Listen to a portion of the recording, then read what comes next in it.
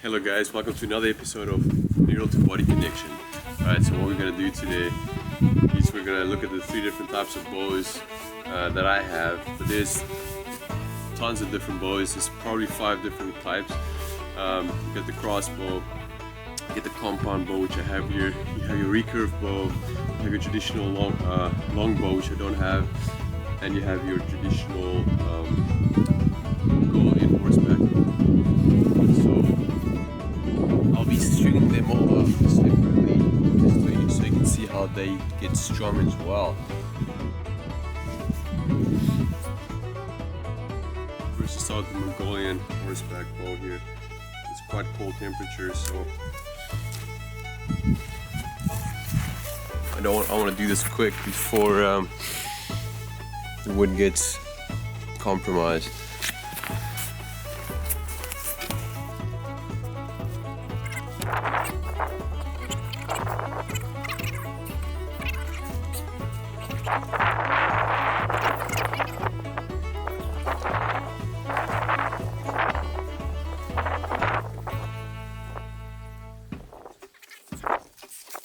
Okay, so one strung it up off camera because it was a bit harder than I expected.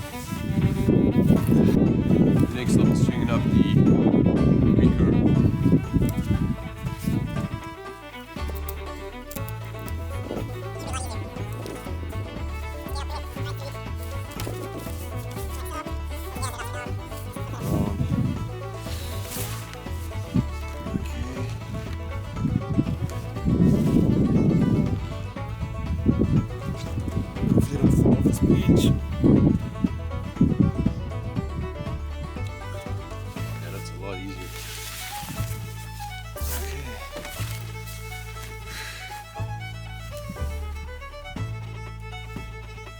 Left-handed. If you're right-handed, okay. The keys never. Okay, and obviously, this right here is your compound bow, which is the most technologically advanced bows. You have to mechanically pull back or manually pull back. Alright, the difference between the types of bows is the compound bow is obviously has a cam system, which holds a lot of energy, and also well, most of the energy is probably right here actually when pulled back. Cam might take some energy, however for the most part it just helps you a lot to relieve the pressure when you're pulling back the bow, right? So when you get to about the furthest point, this cam system holds most of your energy, so you don't have to hold it. You can hold the target for longer periods of time without tiring your arm out. It also has a really cool system here. Wait, we can look through. It's highly advanced. It works with little optical, what do you call these things? It basically takes the light from here, puts it into here. So optical, whatever it's called, I forget. Okay. So now we'll be shooting some targets, and hopefully you guys can learn something. Okay guys, it's just so ridiculously windy that I'm just gonna voice over this real quick. So that's the Mongolian horsebow. I have 6 arrows with me right there, and we'll be looking at different techniques.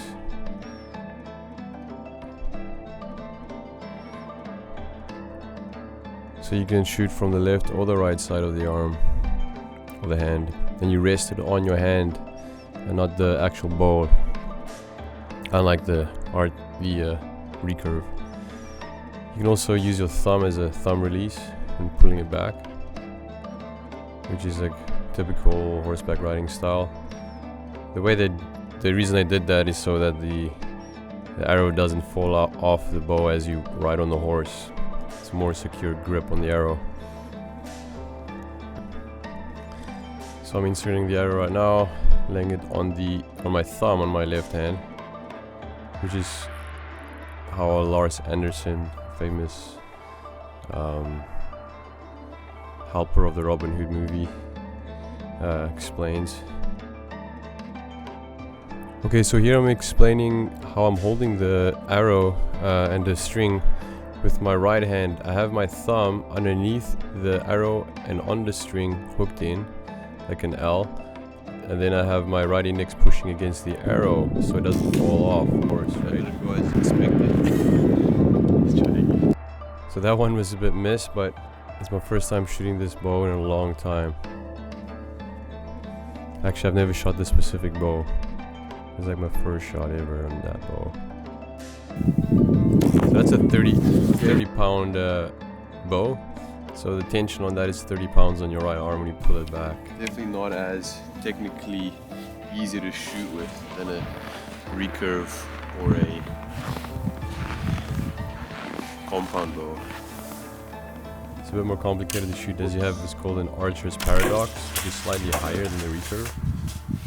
It was so cold outside that the actual bow started to crack a little bit because the wood was just frozen.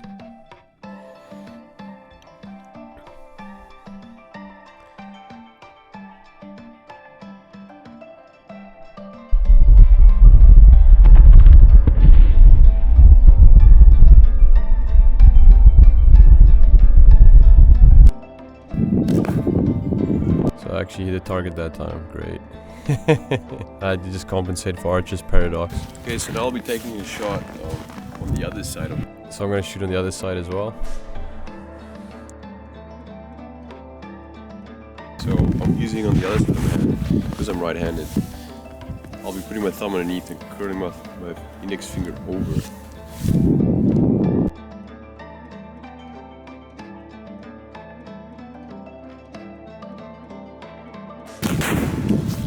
Missed the target, but you get the idea. Okay, so if you're left-handed, you shoot. Okay, so here I'm just explaining if you're left-handed, you shoot that way, and if you're right-handed, you shoot the other way. In the recurve bow, I have been practicing. I've been watching lots of Lars Anderson videos. Even though he uses the more quality horseback. Shooting slightly better with the recurve, although I'm using his technique on a recurve, which is not common, using the thumb release and shooting over the right side of the bow as a way to practice horsebow riding,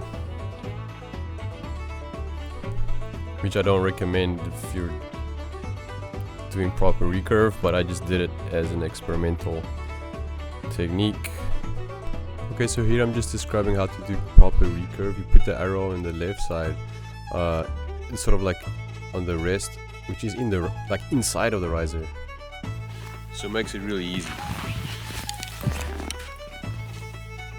The riser is the middle part of the bow, it's normally the strongest. So I'm going to use, so instead of the 3 fingers, I'll use my thumb underneath, index over on top so it doesn't fall off.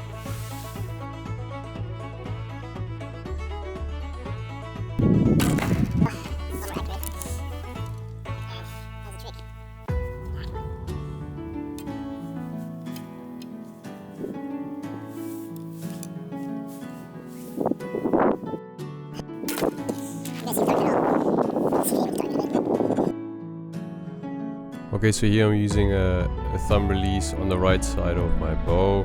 I'm resting the arrow on my left thumb of my hand.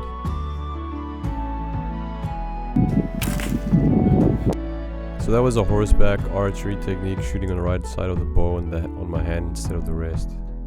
Alright. So this is just a slow motion shot.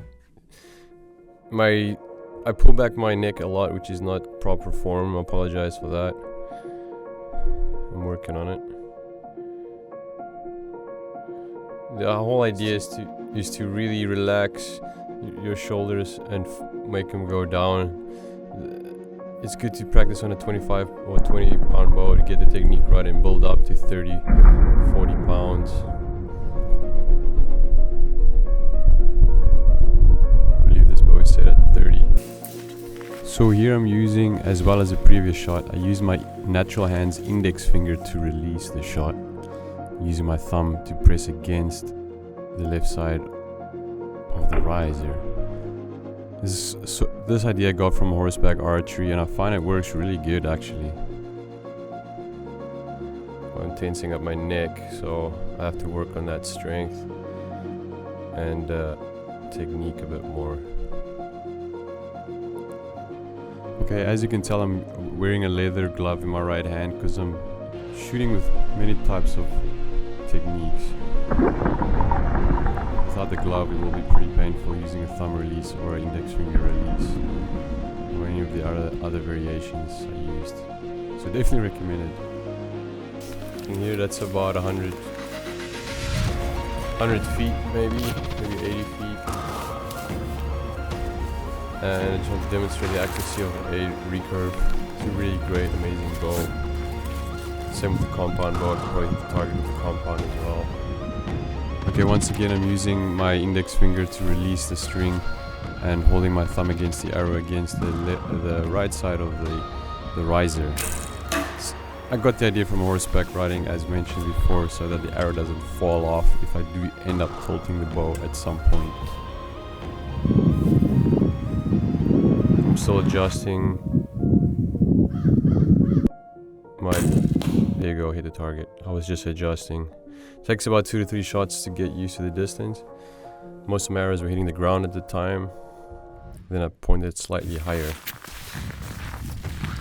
Okay guys, so the last bow I'm tasting today. Alright, so the last bow I'm tasting here is the compound bow. One of my friends dry fired the bow and it damaged the string as well as broke the peak hole off. But it still works, so I'm going to be shooting without the peak hole. That string thing hanging from the string is the peak hole mechanism. Holds the peak hole. Look through the peak hole, which is actually on the string itself. Then you look through the scope, find the target, and so as you can see, I just didn't dry fire the bow, but I moved my hand back to the original position, which is the correct way to release. Okay guys, so we're gonna look at the compound bow here. It's probably about 2 degrees. So at that point I was really cold, and I'm just talking about the camshafts, the string, parts of the bow there.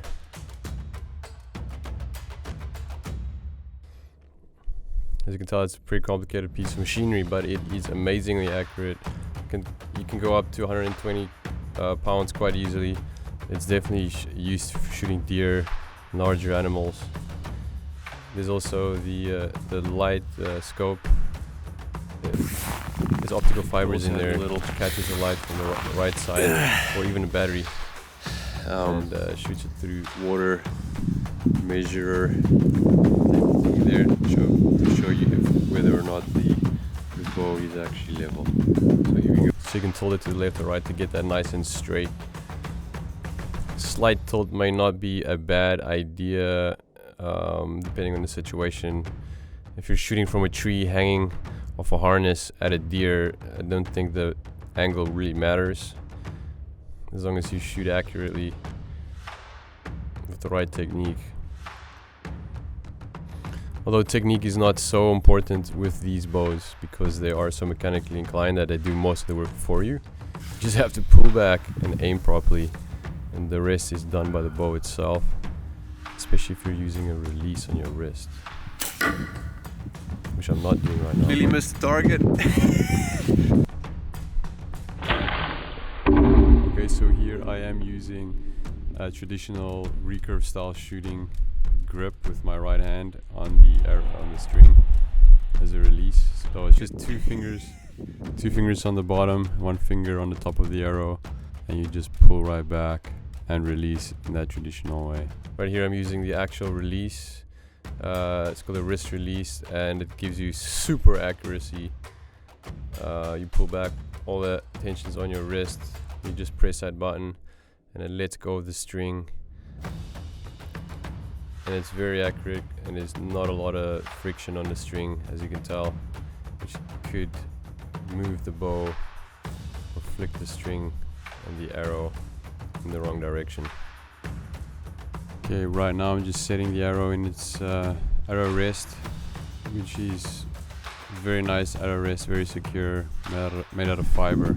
So this is what makes compound bows so powerful. Really accurate, really powerful. So let's see, this is my first shot with the release. Let's see if I can actually achieve something.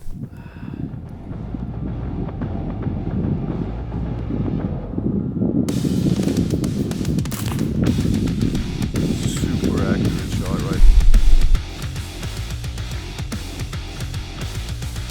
If you watch really closely, you'll see the arrows spin, giving it a bit more stability. Perfect shot, first time.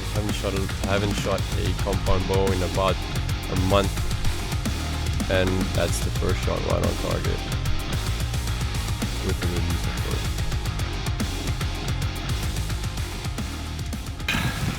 Long story short, if you want to get really accurate, use one of these guys. I didn't have lots of training on it, but it's still pretty accurate. You want to learn how to do a little bit of practice. If you want to get more technical, use a longbow. I mean, recurve or longbow. And of course, your horseman bow is probably the most difficult to learn. It takes lots of practice to shoot off your hand and shoot accurately. So, okay, that's it for bows. There's some really cool videos online you can check out to strengthen the muscles specifically for archery. Okay, so now that we've tested the 3 types of bows, you can see the differences. The Mongolian horse bow can't shoot necessarily that powerfully as the compound bow, maybe not as accurate, but with lots of training it's still possible. Your recurve is sort of a bow between your horseback archery bow and your compound bow, so it's a good middle ground type of bow. As you can tell, the recurve is an Olympic style bow, if you didn't know that, and they are very popular, somewhere in between the traditional and the new compound bow. So here I'm just talking about left and right eye dominance. If you're right-handed, you're probably right eye dominant, and vice versa. That being said, there are exceptions. So most people don't know whether they are left or right eye dominant. It's important to know if you're left or right eye dominant, as you're either going to be aiming with mostly your left eye or your right eye. So if you're right-handed and you're using, for example, a recurve, it's ideal to aim with your right eye if you're right eye dominant. If you are left eye dominant, you may be shooting left because you're probably left-handed, but if not, it's going to be a little bit of an adjustment in order to aim. Okay, so if you're going to be using no scope, for example on horseback archery bows or just on some recurves, you'd have to get used to archer's paradox, and you know, that's something you can train the subconscious to get used to, and it's more to do with instinctive archery, and like just doing countless shots at different distances would eventually teach and train the subconscious how to compensate for that. Alright, so the conclusion is archery is a fun sport. It's lots of transferable skills, obviously.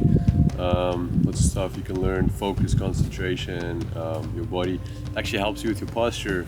I've read articles on and seen videos about how it strengthens your posture, and especially if you're getting older, it really strengthens your back muscles. Alright guys, looks like I ran out of film there, and I have to apologize once again for the crazy wind that we had on site. If you guys like this video, please hit like and subscribe. There will be many more videos coming up. Alright guys, I hope this inspired and caused some type of neurogenesis in your minds. Please stay tuned for some more videos and see you guys next time.